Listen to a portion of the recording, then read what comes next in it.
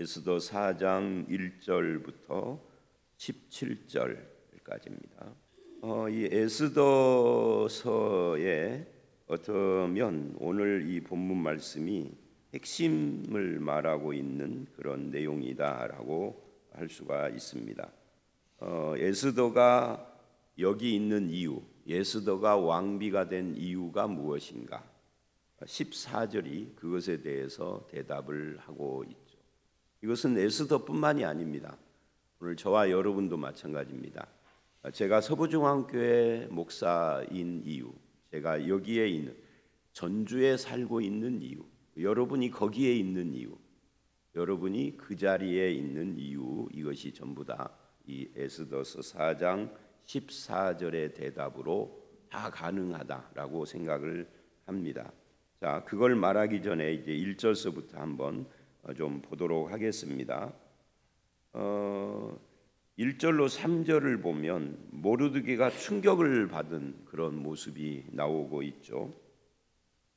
옷을 찢고 굵은 베옷을 입고 재를 뒤집어 쓰고 대성통곡하며 대궐 문 앞까지 나아갑니다. 여기 옷을 찢고 굵은 베옷을 입고 재를 뒤집어 썼다. 이게 성경에 자주 나오는 표현이죠. 이게 회개의 표현이기도 하고 슬픔의 표현이기도 하고 여러 가지 의미를 담고 있습니다만은 그런데 이제 여기서 우리가 이해를 해야 할 것 중에 하나가 뭐냐면 그 당시의 법에는 굵은 베옷을 입은 자가 궁궐을 출입할 수 없었습니다. 굵은 베옷은 우리나라도 그랬습니다만은 뭐 상복 같은 거잖아요.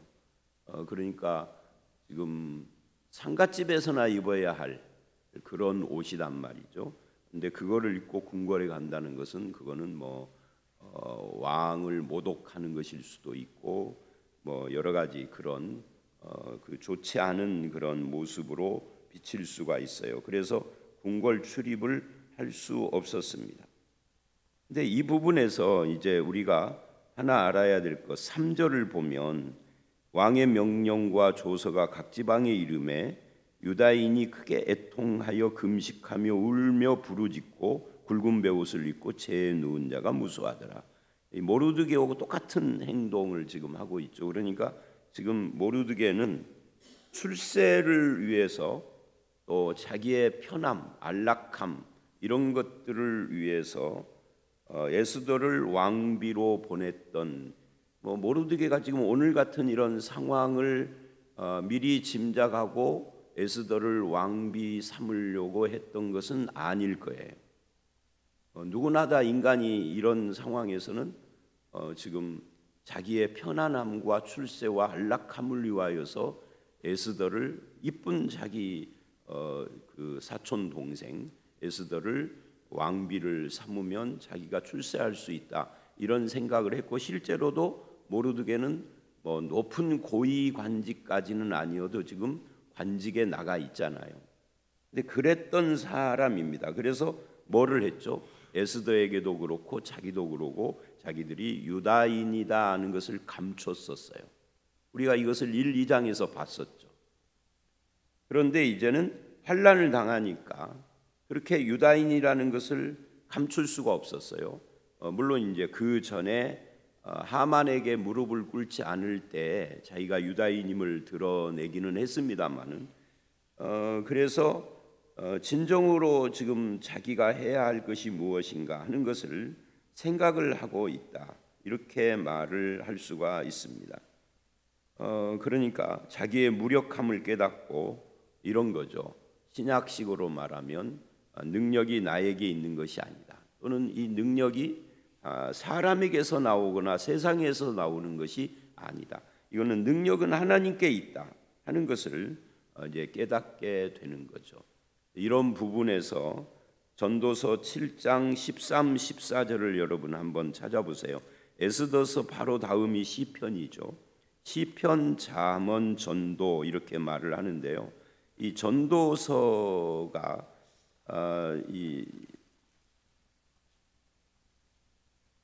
전도서에서 유명한 말씀, 전도서면 생각나는 것이 뭡니까? 라고 물으면 누구나 다 아마 헛되고 헛되도다 뭐 모든 것이 헛되도다 이거 생각을 할 거예요. 이거는 뭐 몇 장 몇 절이 아니라 전도서 전체가 헛되다는 이야기를 계속 하니까요. 근데 그 헛되다라는 말, 그리고 뭐 청년의 때에 여호와를 찾아야 된다 하는 말씀, 12장 전도서 12장 1절, 너는 청년의 때에 너의 창조주를 기억하라. 아마 전도서 하면은 이 두 가지를 가장 많이 생각할 거예요. 그리고 나머지는 뭐 전도서에 그 나머지 또 뭐가 있는가 그럴 텐데, 전도서에서 의외로 우리가 주목해야 할 것이 7장 13, 14절이에요. 거기 이렇게 말을 하죠. 하나님께서 행하시는 일을 보라. 하나님께서 굽게 하신 것을 누가 능히 곧게 하겠느냐. 형통한 날에는 기뻐하고 곤고한 날에는 되돌아보라. 이 두 가지를 하나님이 병행하게 하사 사람이 그 장래 일을 능히 헤아려 알지 못하게 하셨느니라. 이 말씀이 굉장히 전도서에서 중요한 말씀이에요. 거기 형통한 날에는 기뻐하고 곤고한 날에는 되돌아보라. 두 가지를 병행하게 하시다. 한 사람에게 평생, 내가 90까지 사는데 90평생을 형통만 주시는 일은 거의 없죠. 남들이 보기에는 저 사람은 고생 하나도 없이 평생을 호의호식하면서 살았다라고 말하는 사람이 혹 있을지 모르지만 본인 자신은 그렇게 생각하지 않을 거예요. 나름대로 곤고함이 다 있는 거예요. 우리 교회도 마찬가지입니다. 우리 교회 교인들을 한 사람씩 뜯어보면 곤고함이 없는 사람은 아무도 없어요. 현재 곤고하든지 과거에 곤고했든지 아니면은 미래 어느 날 곤고함이 있을 수 있어요. 그거 없는 사람은 없습니다. 곤고할 때는 되돌아보는데 이것을 왜 하나님은 한 사람에게 평생 곤고한 인생만 주지 않고 때로는 이 곤고해 보이는 사람도 행복할 때가 있단 말이죠. 행복해 보이는 사람도 곤고해. 이 둘을 병행하게 하신 그 이유가 뭔지, 장래일을 능히 헤아려 알지 못하도록 미래를 아는 것은 인간에게 주시지 않은 것이다. 점쟁이가 미래를 말해도 그거 다 그냥 통계적인 것이거나 아니면 짐작이거나 아니면 어떤 점쟁이는 사기치는 거죠. 어제도 말한 것처럼 저희 집사람이 갑자기 정치 이야기를 잘 안 턴 사람인데 어떡하지? 윤석열 파면 안 되면은 무당들이 맞았다고 난리를 칠 텐데, 그래서 속으로 깜짝 놀랐어요. 평생 정치 이야기를 본인이 직접 내가 먼저는 말을 해도 나한테 말하는 건 처음 봤거든요. 다행히 무당들의 말이 틀렸어요. 그러니까 미래를 알 수 있는 것은 사람에게 주신 능력이 아닙니다. 아는 척하는 거죠. 예수쟁이들도 뭐 자기가 기도 많이 해서 미래를 아는 것처럼 다 뻥구랍니다. 그런 거 없습니다. 성경이 그걸 말을 해요. 성경이 말하지 않는 걸 주장하면 안 돼요. 성경은 장래를 알지 못하게 했다고. 목사님 애언이라는 말이 성경에, 그 애언은요 미래를 말하는 애언 아니라니까요. 말씀을 담았다는, 말씀을, 그래서 대언이라고요. 하나님의 말씀을 하는 거죠. 자, 다시 돌아와서, 그러니까 지금 1, 2, 3절을 보면 이 모르드게가 이제 곤고함이 닥치자, 그러자 자기가 유다인이라는 것을 내세우며 이제 이렇게 대성통곡하고 자기의 무력함을 깨닫고 하나님 앞에 엎드릴 수밖에 없는, 그래서 곤고함이 항상 늘 무익한 것은 아니다. 그 곤고함을 통해서 유익도 있다는 거죠. 어떤 유익일까요? 모르드게의 개인의 입장에서는 하나님을 적극적으로 찾는 거죠, 지금. 자, 그리고 이제 4절로 8절을 보시면 거기에 이제 4절로 8절 뭐 어떻게 보면 11절까지 쭉 보는데 에스더의 반응이에요. 사람은 자기가 직접 당하지 않은 것에 대해서는 이렇게 마음이 이렇게 뭐라 그럴까요? 확 끌려가지 않아요. 내 일이 아니면. 남의 일에 대해서는 객관적이죠. 그래서 우리가 그 남자들 같은 경우에 요즘은 길거리에서 뭐 장기 뒤고 바둑 두는 사람이 별로 없는데, 옛날에 못 살던 시절일수록 길거리에서 장기 바둑 두는 사람들이 참 많았어요. 근데 누가 그걸 제일 잘하느냐면 옆에서 구경하는 사람이. 그걸 훈수 두는 사람이라고 그러죠. 훈수 두는 사람은 다 보여. 어디다 놔야 할지를. 근데 당사자들은 그게 안 보여. 근데 훈수 두는 그 사람이 굉장히 잘하는데 자기가 앉아서 하라 그러면 또 못 봐. 이게 인간이에요. 그러니까 객관적인 제3자가 됐을 때와 당사자가 됐을 때 사람의 마음이 다르기 때문에 보이고 안 보이고 하는 거죠. 근데 지금 에스더는 자기는 제3자 같은 태도예요. 자기 일이 아닌 것처럼 그러는 거죠. 그러니까 그런 거예요. 이 에스더의 마음을 모르드게가 돌려야 할 텐데 이제 그게 핵심이 되는 거죠. 그래서 이제 왕후 에스더의 시녀와 내시가 나와 전하니 왕후가 매우 근심하여 입을 의복을 모르드게에 보냈습니다. 굵은 베옷을 벗기려고 합니다. 그러니까 이 굵은 베옷을 벗기려고 하는 이 에스더는 지금 왕궁에 굵은 베옷을 입고 들어가면 안 되니까 그걸 막으려고 하는 거죠. 근데 모르드게는 지금 이게 굵은 베옷을 입고 들어가는 법을 어기느냐 안 어기냐의 문제가 아니라 목숨이 달린 거고 민족 멸살이 달린 거잖아요. 그러니까 그런 법을 지키고 안 지키고 이런 문제가 아닌 거죠. 절실한 거죠. 근데 에스더는 그렇게 절실하지는 않아요 지금. 그리고 5절 에스더가 왕의 어명으로 자기에게 가까이 있는 내시 하닥을 불러 명령하여 모르드게에 가서 무슨 일인지 무엇 때문인지 알아보라. 그러니까 에스더는 구중궁궐에 갇혀 있기 때문에 밖에서 일어나는 일이 원인을 모르는 거예요. 지금 모르드게가 그렇게 하고 있다는 건 들었는데 왠지를 모르는 거죠. 그러니까 안에 있으면 깜깜한 거죠. 이걸 보면 옛날 왕들이 신하들이 바르게 보고를 하지 않으면 지금 백성들 상태가 어떤 건지 국가 상태가 어떤 건지 아무것도 모르는 거고 똑같은 겁니다. 그래서 밑에 있는 사람들이 다 해먹죠. 그러니까 목회도 마찬가지예요. 저에게 말해주는 사람들이 바르게 말을 안 하면 저도 잘 모르는 거죠. 그래서 그런 일이 지금 일어나고 있는 거예요. 그 뭔지 알아봐라. 깜깜한 거죠. 그래서 모르드게에게 갔더니 7절 8절 모르드게가 이제 말을 합니다. 근데 여기서 우리가 봐야 할 것은 모르드게가 지금 일어나고 있는 일을 뜬 소문 차원에서가 아니라 정확하고 구체적으로 소위 말하는 카더라라는 그런 쪽이 아니라 확실하게 이야기를 해줍니다. 그게 7절 8절이에요. 자기가 당한 모든 일과 하만이 유다인을 멸하려고 왕의 금고에 바치기로 한 은의 정확한 액수, 어제 우리가 봤죠. 이 10,000달란트가 얼마나 많은 돈인지 그걸 하닥에게 말하고 또 유다인을 진멸하라고 내린 조서 초본을 아예 증거 자료까지 해서 주어 에스더에게 보내어 알게 하고 또 그에게 부탁하여 왕에게 나아가서 그 앞에서 자기 민족을 위하여 간절히 구하라 라고 말을 해요. 그러니까 이 카더라가 난무하는 세상에서 카더라가 난무하면은 어떤 일이 일어나느냐면 불신이 생기는 거죠. 그래서 카더라가 아니라 소문이 아니라 괴담이 아니라 험담이 아니라 자기 의견이 아니라 정확한 사실, 이게 중요한 거예요. 근데 우리는 그걸 잘 안 해요. 정확한 사실은 본인에게 당사자에게 물어보면 아는 거예요. 그죠? 안 그러면은 과장하거나 축소하거나 음모를 하거나 헛소문을 퍼뜨리거나 이렇게 되는 거죠. 그러면 상처를 받고 왜곡되고 그래서 문제가 해결이 안 되는 건데 지금 이 모르드게는 그것을 정확하게 증거 자료까지 해서 확실하게 이야기를 하고 있다는 것을 우리가 알 수가 있고 그러면서 부탁을 하죠. 왕에게 네가 가서 우리 민족을 위하여 간절히 좀 구해라.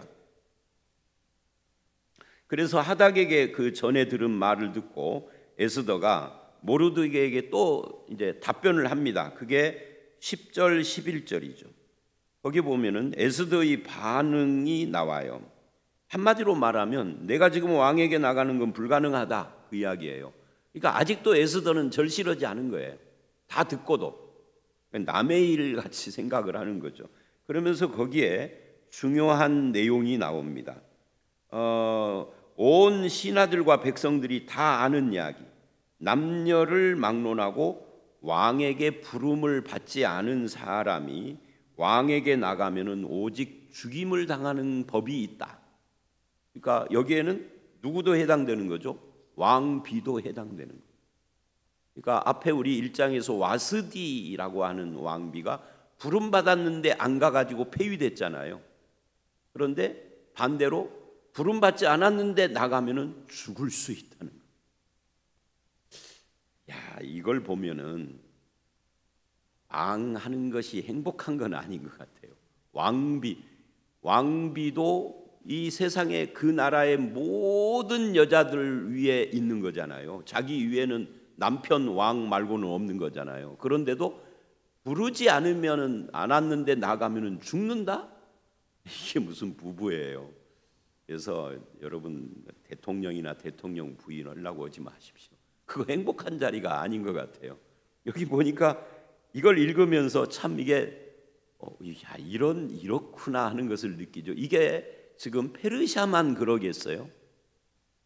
대부분의 고대 왕국은 거의 다 비슷했을 것입니다. 왕이 불러야 하는 거예요. 우리나라 그 조선시대의 사극 같은 거 보면은 왕후고 왕후 사이에도 막 그냥 그 암투 같은 것이 엄청 있잖아요. 또 왕의 어머니와 왕 사이에도 그러고. 저는 그래서 우리나라 사극을 보면서 이게 외국 사람들에게 수출돼서 많이도 본다고 그러는데 좀 거시기해요.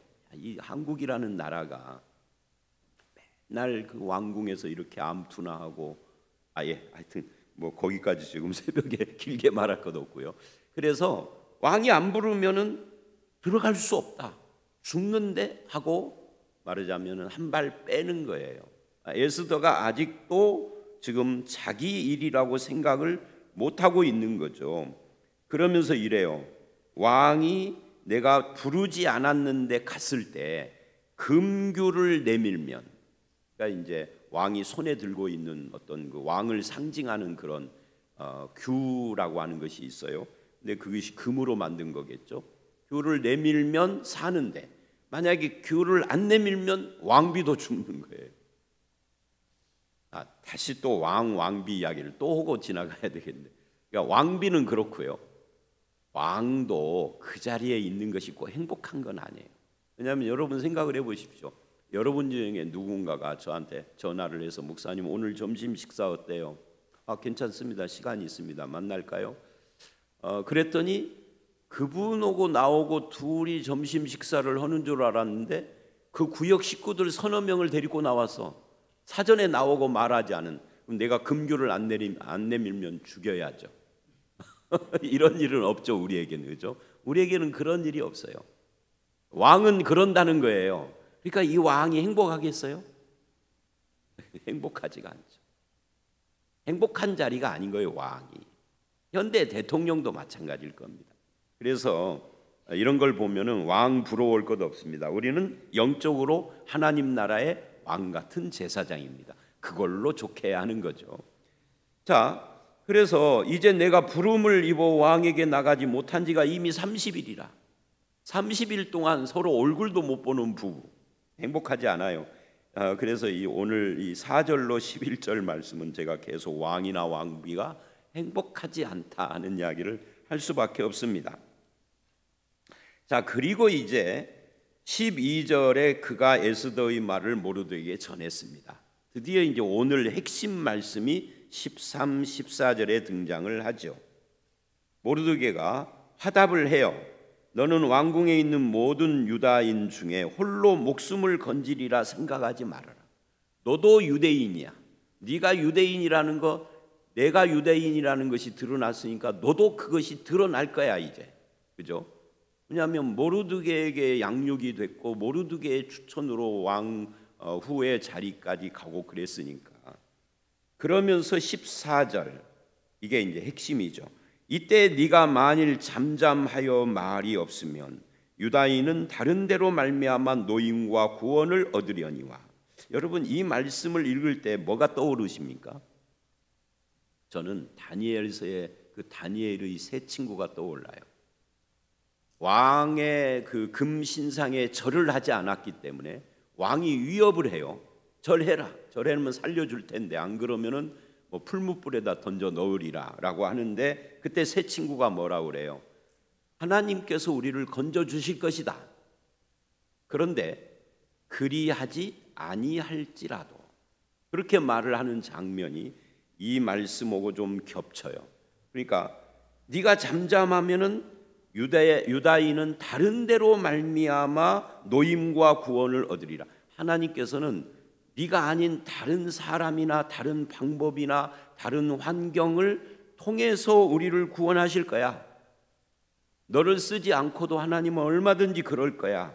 이렇게 이야기를 합니다. 그런데 너는 뭐예요? 13절에 너는 홀로 목숨을 건질 것이다. 착각하지 말아라.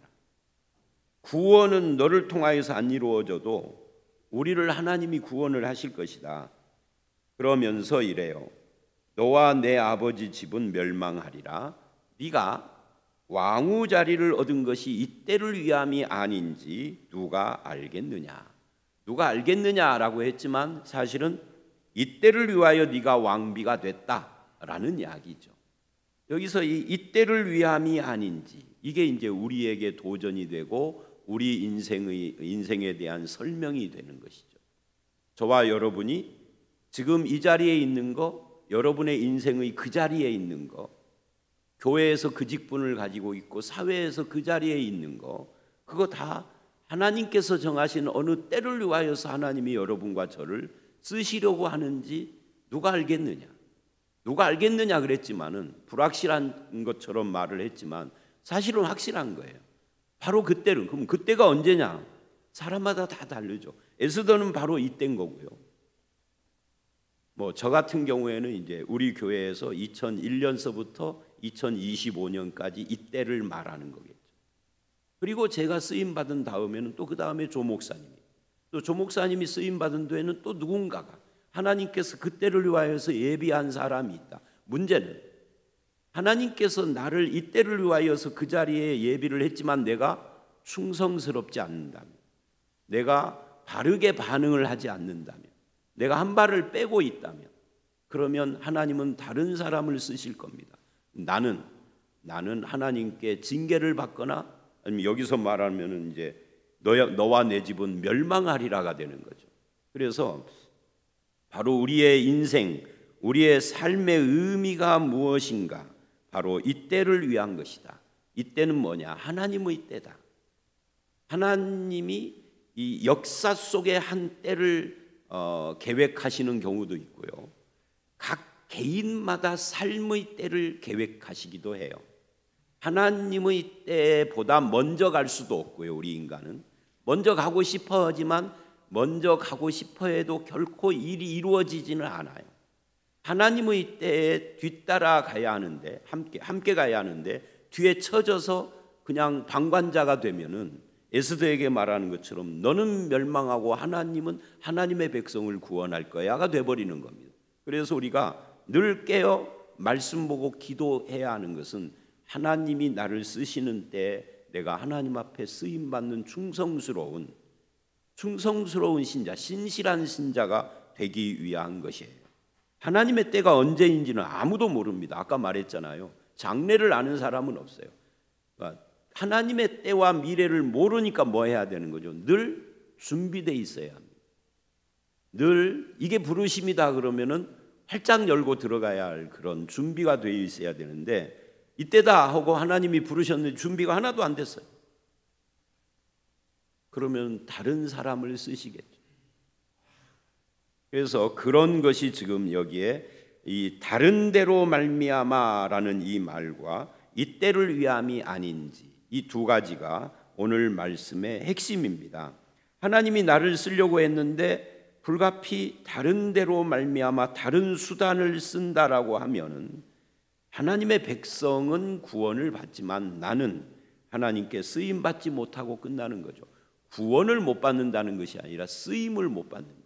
이 구원하고는 좀 별개의 문제겠죠. 하나님은 얼마든지 하나님의 일을 내가 아닌 사람을 통해서도 합니다. 그러나 내가 주님께 쓰임 받는다는 것이 중요한 거죠. 그래서 사도 바울이 고린도전서 9장에서 자기가 일꾼 된 것에 대한 설명을 쭉 해나가다가 뭐라고 하느냐면, 하나님을 위하여서 일꾼 돼서 쓰임 받은 자의 복이 뭐냐 라고 할 때 그 복을 이렇게 말을 해요. 복음을 위하여 쓰임 받는 것이다. 복음을 위하여 내가 쓰임 받는다는 것이 하나님의 축복인 거예요. 그러면서 너희도 이거 상을 얻기 위하여 달려가라 그러는데 그 상이 상 얻는 자는 하나다 그러거든요. 그게 참 재밌어요. 이것이 예수 믿는 사람들이 여기 100명이 있으면 100명이 상을 얻기 위해서 쫓아가는데 그 중에 한 명만 상을 얻는다. 이렇게 해서 그러면 안 되는 것이 뭐냐면 기독교 이전 구약은 빼버리고요.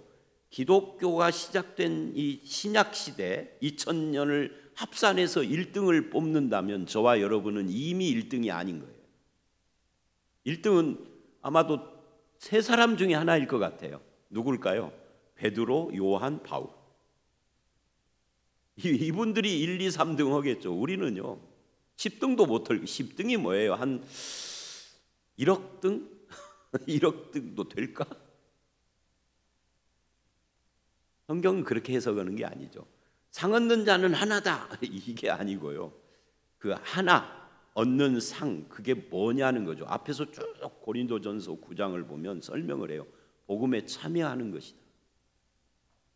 자, 그러니까요. 하나님 앞에 쓰임 받는다는 것이 굉장히 중요한데 하나님이 나를 쓰려고 하는데 내가 헌신을 안 해요. 화답을 안 해요. 준비도 안 됐어요. 그럼 다른 데로 하나님의 일은 반드시 이루어야 하니까 다른 데로 말미암아 그 일을 하시는데 나는 쓰임을 받지 못하는 거죠. 자, 오늘 말씀 그래서 나머지 이제 15절 16절은 에스더가 화답을 하고 그 다음에 이렇게 말을 하죠. 16절 당신은 가서 수산에 있는 유다인을 다 모으고 나를 위하여 금식하되. 이제 에스더가 결심을 한 거예요. 14절 말씀 13, 14절 말씀을 듣고 에스더의 마음이 변한 거죠. 나를 위해 금식하되. 이 말은 나를 위하여서 기도해 달라는 거죠. 내가 또 결심을 했다는 거죠. 밤낮 3일을 먹지도 말고 금식 기도해 달라는 거죠. 나도 나의 시녀와 더불어 이렇게 금식한 후에 당신들만이 아니라 나도 기도하겠다는 거예요. 그리고 규례를 어기고. 규례를 어긴다는 게 뭐예요? 규례를 어긴다면 왕비라도 죽을 수 있다잖아요. 내가 죽음을 무릅쓰고 해요. 왕에게 나아가리니. 그래서 에스더서의 제일 유명한 말씀이 나오죠. 에스더서를 전혀 모르는 사람도 이 말씀은 알죠. 죽으면 죽으리라 해요. 다니엘 세 친구하고 똑같죠. 그리 아니하실지라도 내가 우상에게 절하지 않겠다라고 하는 그거하고 비슷해요. 그래서 이 에스더 4장은 결국은 이런 말이에요. 내 삶의 의미가 뭐냐? 하나님이 나를 이때를 위하여서 쓰시기 위하여서 준비된 삶이다. 아니 그렇게 쓰고 있는 것이다. 그러면 나는 어떻게 반응을 해야 되느냐? 제3자처럼 남의 일 대하듯이 아니라 죽으면 죽으리다 라고 하는 이런 태도를 가지고 적극적으로 반응을 하고 하나님 앞에 나아가야 하고 하나님의 사람이, 즉 하나님이 쓰시는 사람이 되기로 결심을 해야 되고, 이것이 신약에 가면은 어떤 식으로 표현이 되느냐면 나를 부인하고 자기 십자가를 지라 하는 그 십자가를 지는 삶으로 연결이 되는 겁니다. 십자가를 지라라고 하니까 이게 무슨 십자가 여기다가 십자가 배지를 달고 다니는 것처럼 생각을 하는 분들이 있어요. 십자가는 그런 것이 아닙니다. 사형틀이잖아요. 그런데 이렇게 자기를 부인하고 십자가를 지며 주님을 따르는 삶을 사는 사람은 의외로, 이 십자가를 진다는 것은 죽음인데 의외로 이제 5장서부터 우리가 보는 것처럼 죽음을 각오한 에스더와 모르드게와 유다인들에게 하나님께서는 자유를 주고 평안을 주고 은혜를 주고 마지막 9장 10장에 가면 부림절을 통해서 기쁨을 주어요. 그런데 죽으면 죽으리다라고 하는 이 십자가를 지는 그런 마음이 없는 사람은 하나님이 주시는 자유와 기쁨과 평안과 은혜를 못 누려요. 그래서 우리가 이 말씀을 통하여서 내가 여기에 살고 있는 나의 의미가 무엇인지, 그것에 대해서 어떻게 응답을 해야 할지 오늘 이 4장을 통하여서 배우시고 그렇게 하나님 앞에 쓰임받는 저와 여러분들이 되시기를 주의 이름으로 축원합니다. 함께 기도하겠습니다.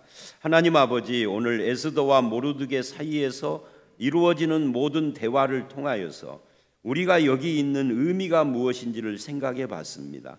아버지 하나님, 바로 이 때를 위하여 나를 이렇게 세우신 것은 아닌지 에스더에게 도전하는 모르드게의 말이 우리를 향한 말이 되게 하셔서 아버지 하나님, 하나님의 일을 위하여서 쓰임받는 자리에서 바르게 화답하는 저희들이 되게 해 주시옵소서. 죽으면 죽으리라라고 하는 각오를 가지고 주님의 일에 쓰임받기를 원하는 에스더처럼 우리도 그렇게 결단을 하게 하시고 자기 십자가를 지고 주님을 따르는 자들을 위하여서 예비하신 자유와 기쁨과 평강과 은혜를 경험하는 삶, 또 그리 아니하실지라도 내가 주님 앞에서 주의 일을 위하여서 쓰임받는다는 기쁨이 충만하도록 우리와 함께해 주실 줄 믿사옵고 예수님 이름으로 기도드렸사옵나이다. 아멘.